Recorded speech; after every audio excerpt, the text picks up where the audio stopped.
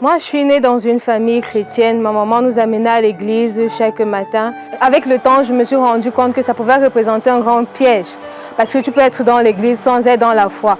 Donc chaque dimanche, on allait à l'église et c'est dans cette atmosphère-là que j'ai grandi. Mais véritablement, il n'y avait pas cette rencontre que tu as c'est-à-dire ce déclic que tu as lorsque tu rencontres Jésus personnellement. En fait, jusqu'à ce qu'en classe de terminale, que je me rende compte en fait qu'il fallait que je rencontre Jésus-Christ personnellement. Je connaissais Jésus au travers de ma maman, je connaissais le Jésus de ma maman, mais je ne connaissais pas le Jésus-Christ qui était mon sauveur et mon Seigneur personnel. Et donc avec le temps, j'ai appris à le chercher, j'ai appris à connaître qui il était. Et c'est avec le temps, quand je suis arrivée en terminale, que j'ai compris au travers du verset de 1 Timothée chapitre 4 verset 12 qui nous incite à être des modèles, quel que soit notre âge.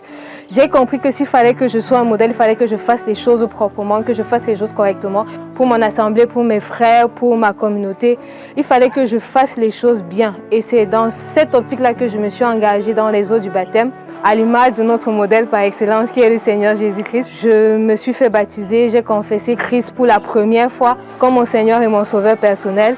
J'ai confessé mes péchés, je suis entrée dans les eaux du baptême et c'est dès lors que j'ai entamé ma vie de chrétienne convertie et née de nouveau.